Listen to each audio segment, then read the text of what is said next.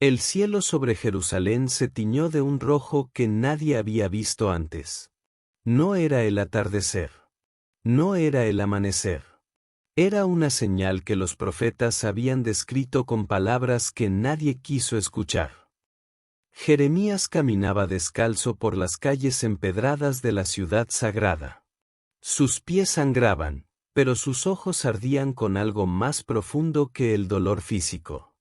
Llevaba décadas gritando lo que nadie quería oír: el tiempo se acababa.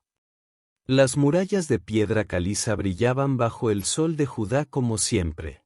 Pero dentro de esas murallas, algo había comenzado a pudrirse desde adentro. Un imperio entero se construye en piedra. Un reino entero cae desde el corazón. Los sacerdotes seguían ofreciendo sacrificios en el templo como si nada hubiera cambiado. Los comerciantes seguían pesando plata en los mercados del valle. Y mientras tanto, en el norte, los ejércitos de Babilonia ya habían comenzado a moverse. Nabucodonosor no era solo un rey. Era una tormenta con nombre propio. Sus generales habían aplastado Nínive. Habían doblegado Egipto. Y ahora sus ojos dorados se fijaban en la colina donde Salomón había puesto su corona de piedra. Dios había hablado. Primero en susurros, luego en truenos. Ezequiel vio la gloria abandonar el templo en una visión que lo dejó sin hablar por días. Cuando recuperó la voz, lo que dijo heló la sangre de quienes lo escucharon. El pueblo no quería creer que Dios pudiera abandonar su propia casa. ¿Cómo podía el Señor permitir que los paganos tocaran el lugar donde habitaba su nombre? Pero la pregunta más terrible no era si podía. Era si ya lo había decidido. Había un muchacho que vivía cerca de la puerta de las ovejas. Había visto a Jeremías muchas veces, llorando, predicando, siendo golpeado. Esa noche, cuando el profeta pasó frente a su casa, sus ojos ya no lloraban. Estaban vacíos. El silencio del profeta era más aterrador que todos sus gritos juntos. Los gritos podían ignorarse. El silencio de un hombre que ha visto el futuro, no. El muchacho no pudo dormir en toda la noche. En los palacios de Jerusalén, el rey Sedequías escuchaba a sus consejeros con ansiedad. Algunos le decían que aliarse con Egipto detendría a los babilonios. Otros le decían que rindiera la ciudad antes de que fuera demasiado tarde. Pero había un tercer grupo que susurraba en las sombras del trono. Los que decían que Dios nunca permitiría que Jerusalén cayera. Que era eterna. Y esa mentira envuelta en devoción fue la más letal de todas. Jeremías fue arrojado a una cisterna por hablar la verdad. El barro negro lo tragó hasta los hombros. Las ranas croaban a su alrededor. Y desde ese pozo oscuro, siguió profetizando. Porque el verdadero profeta no puede callarse. Un eunuco etíope llamado Ebed-Melech rogó al rey que salvara al profeta. Tiró 30 cuerdas de trapo al pozo y lo rescató con sus propias manos. A veces, la misericordia llega de donde menos se espera. Las caravanas que llegaban del norte traían rumores que se convertían en certezas. El ejército de Nabucodonosor había pasado el Éufrates. Había atravesado las planicies. Ya estaban en las montañas. Ya podían ver el humo de Jerusalén en el horizonte. El primer campamento babilónico se instaló al norte de la ciudad como una sombra enorme. No atacaron de inmediato. Eso era lo más terrorífico. Los rodearon. En silencio. Como cazadores que saben que su presa no tiene a dónde ir. El asedio comenzó. Las puertas de Jerusalén se cerraron por primera vez en generaciones. Dentro, cientos de miles de almas atrapadas entre la fe y el miedo. Fuera, el poder más grande que el mundo conocía, dispuesto a esperar todo el tiempo necesario. Los primeros meses fueron soportables. Había reservas de grano en los almacenes del templo. Los pozos tenían agua. Los ricos todavía comían bien. Pero el tiempo es la peor arma de un asedio. Y Nabucodonosor lo sabía perfectamente. Cuando el grano comenzó a escasear, los precios subieron como el humo. Una medida de trigo costaba lo que antes costaba un campo entero. Y los pobres, como siempre, fueron los primeros en sentir el filo del hambre. Las madres comenzaron a dar a sus hijos las últimas sobras con manos temblorosas. Los ancianos dejaron de comer para que los jóvenes pudieran sobrevivir un día más. El amor en tiempo de asedio tiene un sabor que no se olvida jamás. Jeremías escribía. Sus palabras caían sobre el pergamino como lágrimas sobre piedra. Lamentaciones. El libro más triste jamás escrito. ¿Hay dolor comparable a mi dolor? No había respuesta. Solo el silencio de Dios. Pero ese silencio no era abandono. Era juicio. El juicio de un padre que había advertido 1000 veces y no fue escuchado. El amor más difícil es el que deja que las consecuencias lleguen. Los niños de Jerusalén ya no jugaban en las calles. Sus rostros, otrora llenos de vida, habían adquirido la expresión vacía del hambre crónica. El profeta los miraba y su corazón se partía en 1000 pedazos que nadie podía recoger. Los sacerdotes infieles seguían realizando rituales vacíos en el templo. Como si los gestos externos pudieran sustituir lo que ya no había dentro. Dios no habitaba en templos hechos por manos si el corazón del pueblo era un desierto. Uno de los capitanes de la guardia del rey se acercó a Jeremías con una pregunta secreta. No delante de todos. En la oscuridad. Como si la verdad necesitara esconderse de la luz. ¿Hay alguna palabra del Señor? El profeta respondió, la hay. Caerás en manos del rey de Babilonia. No era lo que el capitán quería escuchar. Pero era lo que necesitaba saber. A veces la misericordia más grande es la verdad más brutal. El capitán se fue en silencio, y nunca más fue visto sonreír. El hambre se convirtió en la segunda arma del asedio. El pan escaseó. Las legumbres se acabaron. Los cueros de los zapatos fueron hervidos. Los relatos de lamentaciones no son metáforas. Son registros históricos de horror cotidiano. Algunos profetas falsos seguían prometiendo liberación. Decían que Egipto vendría. Que Babilonia retrocedería. Que Dios intervendría en el último momento. El pueblo los escuchaba porque era más fácil creer una mentira hermosa que una verdad fea. Jeremías dijo algo que escandalizó a todos: ríndanse a Babilonia y vivirán. Decir eso en tiempo de guerra era considerado traición.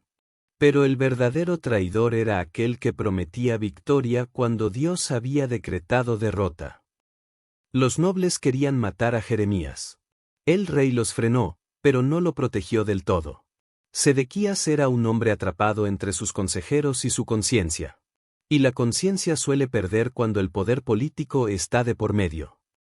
El segundo año del asedio llegó con un calor implacable sobre la ciudad. Las calles que antes olían a especias y pan fresco ahora olían a muerte y desesperación. Jerusalén ya no era la ciudad de Dios. Era una trampa de piedra cerrándose sobre sí misma. Un grupo de soldados intentó romper el cerco por el sur. Babilonia los estaba esperando. Como si supieran exactamente cuándo y por dónde. Los pocos que regresaron lo hicieron sin armas, sin esperanza, sin palabras. El templo de Salomón seguía de pie, dorado, magnífico, aparentemente intocable. Sus columnas de bronce reflejaban el sol de la mañana con una gloria que parecía eterna. Pero lo eterno no existe en piedra. Solo en el corazón que se vuelve a Dios. Ezequiel, lejos de Jerusalén, en el exilio de Babilonia, vio la ciudad arder en visión.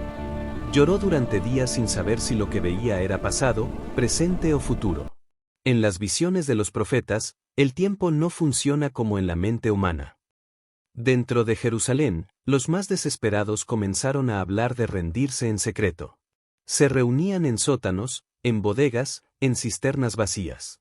El miedo tiene una forma de unir a las personas que nunca se habrían hablado en tiempos normales. Una mujer anciana que había conocido el templo en sus días de gloria rezaba cada amanecer. No pedía la derrota de Babilonia. Pedía perdón. Ella entendía algo que los reyes no entendían, que la única muralla que importaba era la del arrepentimiento.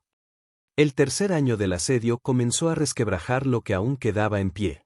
Las raciones se redujeron a niveles que la mente no quiere calcular. Un puñado de harina. Nada más. Para todo un día. Para toda una familia. Los soldados de la muralla ya no tenían fuerzas para levantar sus lanzas con firmeza. Sus brazos temblaban. Sus ojos, hundidos por el hambre, miraban al horizonte sin ver. Defendían una ciudad que ya había sido sentenciada, y en algún lugar de su corazón lo sabían. Nabucodonosor no tenía prisa. Era paciente como solo lo son los que tienen todo el poder. Enviaba mensajeros que gritaban desde lejos, ríndanse y serán tratados con misericordia. Nadie respondió. El orgullo es lo último que muere en un pueblo que alguna vez fue grande. Jeremías escribió una carta a los exiliados ya llevados a Babilonia. Les dijo que construyeran casas, que plantaran jardines, que se casaran y tuvieran hijos. Busquen la paz de la ciudad a donde los llevé. No el regreso. La paz en el lugar del castigo. Esa carta fue la más revolucionaria de la historia. No prometía liberación inmediata. Prometía algo más difícil, fidelidad en el sufrimiento. El exilio no era el fin de la historia de Dios con su pueblo. Era un capítulo más oscuro, pero no el último. En la ciudad sitiada, comenzaron a aparecer los primeros muertos de hambre. No guerreros. No ancianos. Niños. El cronista sagrado escribió palabras que aún hoy cortan como cuchillo. Los niños pedían pan y no había quien lo partiera. Jeremías bajó sus palabras al nivel más profundo del lamento. No acusaba. No predicaba. Lloraba. Porque hay momentos en que el amor no puede hacer otra cosa más que quedarse a llorar junto a los que sufren. El cuarto mes del año 19 del reinado de Nabucodonosor llegó como un trueno. Las murallas de Jerusalén, después de 18 meses de resistencia, cedieron. No fue una explosión. Fue un crujido lento, casi silencioso, que lo cambió todo. Los soldados babilonios entraron por la brecha norte como una marea dorada y oscura. Sus armaduras brillaban. Sus espadas estaban sedientas. Detrás de ellos venía el silencio más profundo que esa tierra había conocido en siglos. El rey Sedequías intentó escapar por el jardín del rey con su ejército. Salieron de noche, por la puerta entre los dos muros. Corrieron hacia el Arabá, hacia el desierto, hacia cualquier lugar que no fuera ese. Los babilonios los alcanzaron en las llanuras de Jericó. Su ejército se dispersó. Sus soldados huyeron en todas direcciones. Y Sedequías quedó solo, capturado, de rodillas ante los hombres a quienes había desafiado. Lo llevaron ante Nabucodonosor en Ribla. El rey de Babilonia no habló por un tiempo largo. Solo lo miró. Esa mirada, dicen los textos, fue más terrible que cualquier palabra o sentencia. Los hijos de Sedequías fueron ejecutados delante de él, uno por uno. Eso fue lo último que sus ojos vieron. Luego le arrancaron los ojos. Para que esa imagen de horror fuera la última grabada en su memoria para siempre. Lo encadenaron con cadenas de bronce y lo llevaron a Babilonia. Ciego, encadenado, humillado. Así terminó el último rey de Judá, exactamente como Jeremías había profetizado, con cada detalle cumplido. Nabuzaradán, el capitán de la guardia de Nabucodonosor, llegó a Jerusalén un mes después. Su misión era metódica, completa, irreversible. Iba a borrar de la tierra lo que Salomón había tardado 7 años en construir. Primero incendiaron el templo. Las llamas subieron como si el mismo cielo ardiera. Los sacerdotes que no habían huido miraron desde lejos como la gloria de generaciones se convertía en ceniza. Las columnas de bronce de Jaquín y Boaz, que habían estado de pie por 4 siglos, fueron derribadas. Las trozaron en pedazos para poder transportar el metal a Babilonia. Cada golpe de martillo era un capítulo de historia que se cerraba para siempre. El mar de bronce, el lavabo sagrado que representaba la purificación, fue roto. La mesa del pan de la proposición fue saqueada. El candelabro de oro, que había ardido continuamente, fue apagado. Los muros de Jerusalén fueron demolidos piedra por piedra. No dejaron una torre de pie. No dejaron una puerta en su lugar. La ciudad que debía ser eterna quedó como una cicatriz abierta en la colina de Sión. Y entonces llegaron las cadenas. Miles de judíos, artesanos, sacerdotes, nobles, guerreros, fueron encadenados. La gran deportación, el corazón vivo de una nación arrancado de su suelo y trasplantado al exilio. Solo quedaron los más pobres de los pobres. Los que no valían ni como esclavos para los babilonios. Les dieron viñas y campos, la tierra quedó para los que no tenían nada, y fue una amarga ironía de la historia. Jeremías fue encontrado entre los prisioneros, encadenado con todos los demás. Nabuzaradán, el general, recibió órdenes personales de Nabucodonosor: traten bien al profeta. Hasta el enemigo reconocía a veces la verdad que el pueblo propio había rechazado. Le dieron la opción: ir a Babilonia con honores o quedarse en la tierra devastada. Jeremías eligió quedarse. El pastor no abandona la tierra aunque el rebaño haya sido arrastrado lejos. Un gobernador llamado Gedalías fue puesto sobre los que quedaron en la tierra. Era un hombre bueno. Un hombre que intentó reconstruir. Pero la historia no siempre premia a los hombres buenos con finales felices. Ismael, un príncipe de sangre real, resentido y ambicioso, asesinó a Gedalías. Lo mató mientras comían juntos. En la mesa. Con la sal del pacto entre ellos. La traición tiene 1000 formas, pero la más horrible siempre llega de quien conoces. El asesinato desató el caos. Los que quedaban huyeron hacia Egipto con miedo a la represalia babilónica.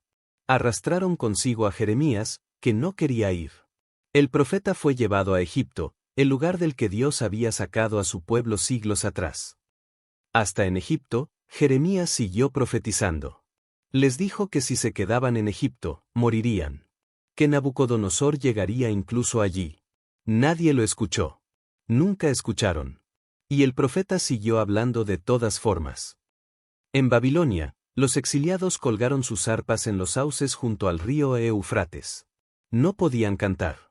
No podían alabar. ¿Cómo cantaremos el cántico del Señor en tierra extraña? La pregunta más triste de los salmos. Pero entonces ocurrió algo que ningún historiador secular podía haber predicho. En medio del dolor más oscuro, la fe más profunda comenzó a nacer. Cuando todo lo externo fue destruido, lo interno tuvo que volverse el único templo posible. Los profetas hablaron de un nuevo pacto. No escrito en piedra. Escrito en el corazón. No dependiente de un templo. No dependiente de un rey. No dependiente de una ciudad. Dependiente únicamente de la presencia de Dios que no puede ser exiliada. Ezequiel vio un valle de huesos secos. Un cementerio sin nombre. Dios le preguntó: ¿podrán vivir estos huesos? Y Ezequiel respondió con la respuesta más honesta posible: Señor, tú lo sabes. Luego vino el viento. El aliento de Dios sobre los huesos polvorientos. Los huesos se juntaron. Los músculos crecieron. La piel los cubrió. Y de pronto, en medio del desierto de la desesperanza, se levantó un ejército. La destrucción de Jerusalén no fue el fin de la historia. Fue el punto más bajo. Y los puntos más bajos a veces son los únicos lugares desde donde se puede mirar hacia arriba. El pueblo que fue llevado cautivo regresaría. No todos. Pero lo suficientes para que la llama no se apagara. 70 años después, como Jeremías había profetizado con exactitud asombrosa, llegó el edicto de Ciro. El rey de Persia, que había conquistado Babilonia, declaró libre al pueblo judío. Y la primera caravana de regresados puso el pie sobre las ruinas de Jerusalén con lágrimas en los ojos. Las piedras quemadas. Los muros derribados. El templo, solo un montón de escombros. Pero ellos se arrodillaron sobre esas ruinas y adoraron. Porque el templo más importante nunca había sido el de piedra.